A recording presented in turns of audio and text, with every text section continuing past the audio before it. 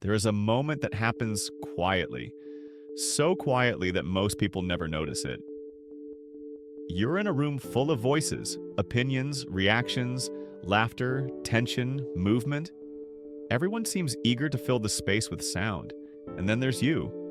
You're listening, watching, absorbing.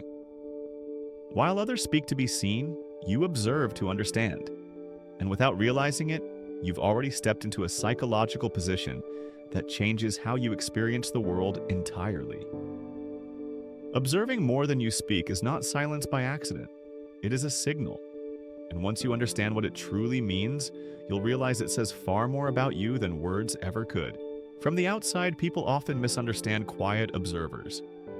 They assume shyness, insecurity, or lack of confidence. They believe silence means uncertainty, or worse, emptiness. But that assumption reveals more about them than about you.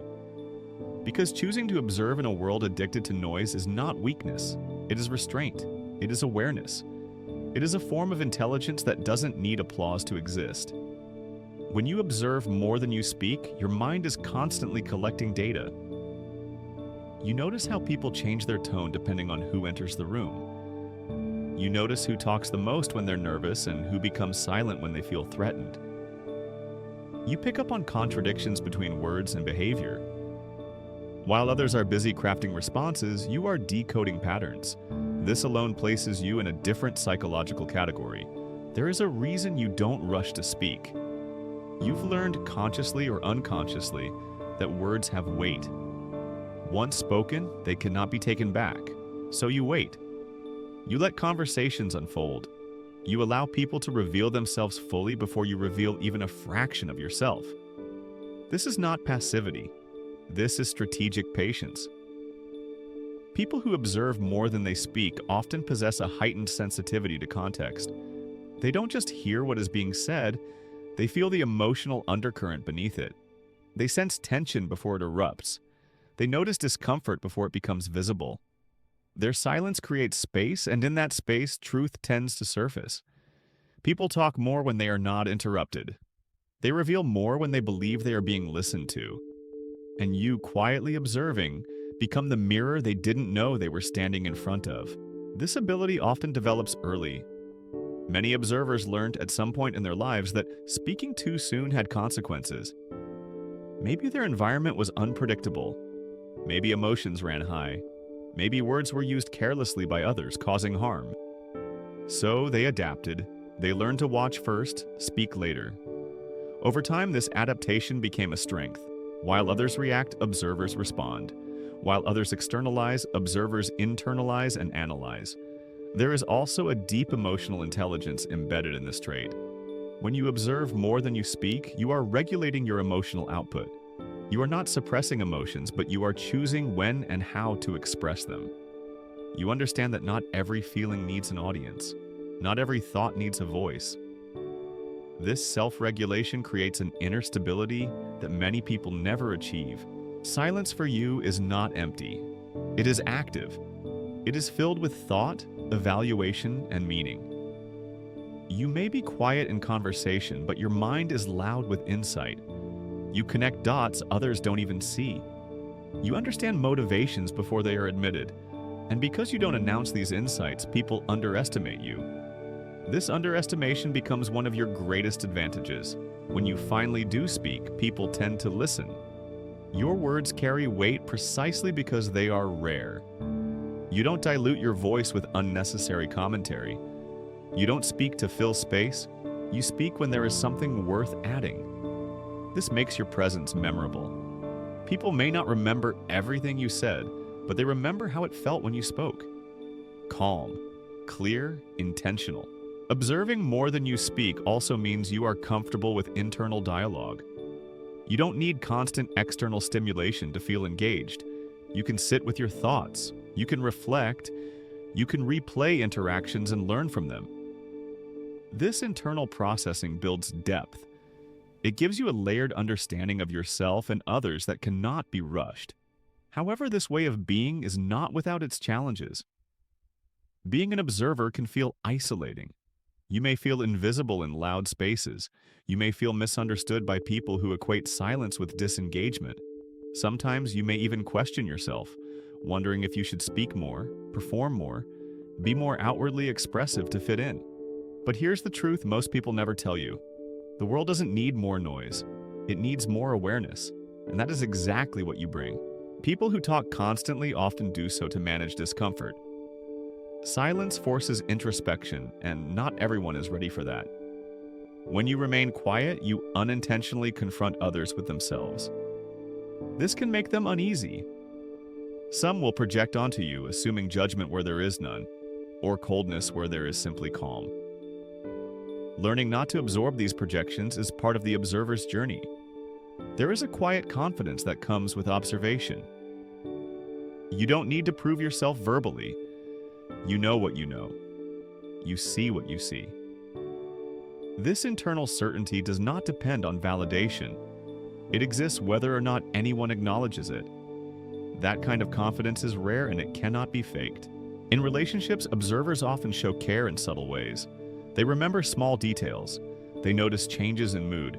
They sense when something is wrong even before it's spoken. They may not express affection loudly, but they express it consistently. Through presence, through attention, through reliability. For the right people, this feels deeply grounding. For the wrong people, it feels confusing. If you're recognizing yourself in this, it's worth pausing here. Traits like this are often overlooked, even by the people who possess them. Understanding your own psychology is not about changing who you are.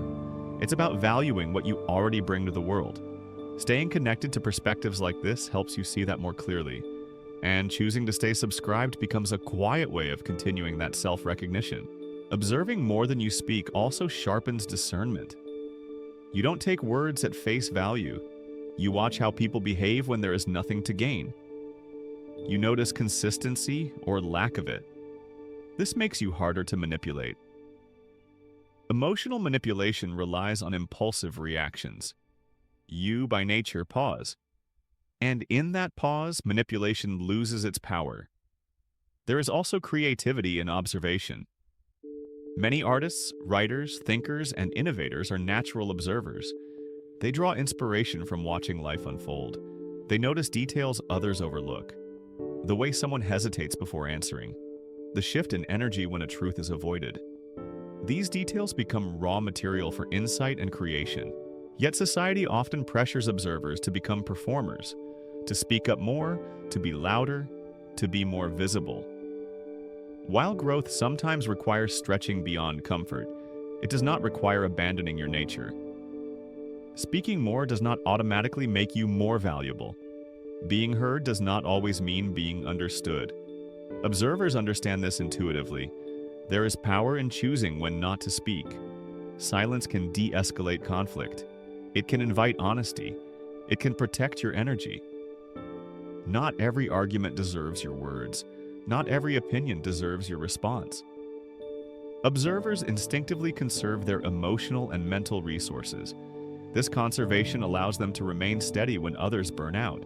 As time passes, many observers develop a deep sense of self-trust. They rely on their perceptions. They've seen enough patterns repeat to know when something feels off. This intuition is not mystical. It is the result of prolonged attention. While others rush, you watch. While others assume, you verify internally. If you're still here, still listening, it's likely because this way of being resonates with you. And that tells me something important about you. You're not satisfied with surface-level explanations. You're drawn to depth, nuance, and meaning. Staying engaged with insights like this isn't about consuming content. It's about honoring the way your mind naturally works.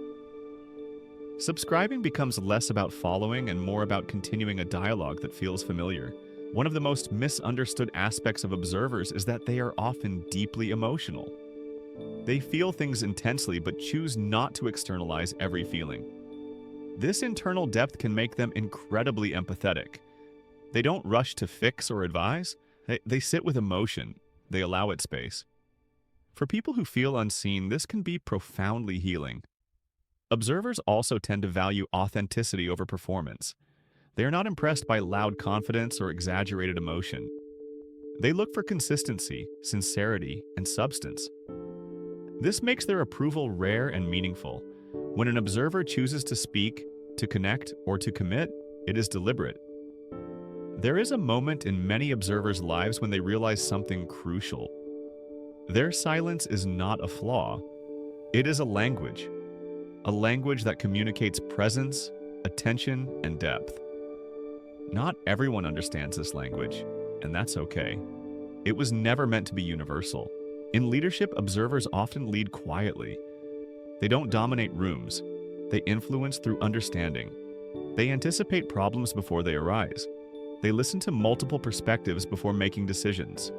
Their leadership is subtle but effective. People feel seen rather than managed. As you move through life, you may find that your circle becomes smaller but deeper. You don't collect connections, you cultivate them. You choose quality over quantity. This selectivity protects your energy and honors your values. It also means you may spend more time alone. But solitude for you is not loneliness. It is restoration. If this resonates, remember this. The world will always reward noise more visibly than awareness. But visibility is not the same as impact. Some of the most influential forces operate quietly. Gravity doesn't announce itself, it simply works. And observers move through the world in much the same way. Staying connected to reflections like this allows you to keep refining your understanding, not just of others, but of yourself. If this perspective feels like it speaks your language, staying subscribed ensures you continue exploring ideas that respect depth over volume. In the end, observing more than you speak means you live from the inside out. You respond instead of react. You understand instead of assume. You choose your words because you know their power. And while the world may not always notice your silence, it often feels its effects. Quietly, steadily, profoundly.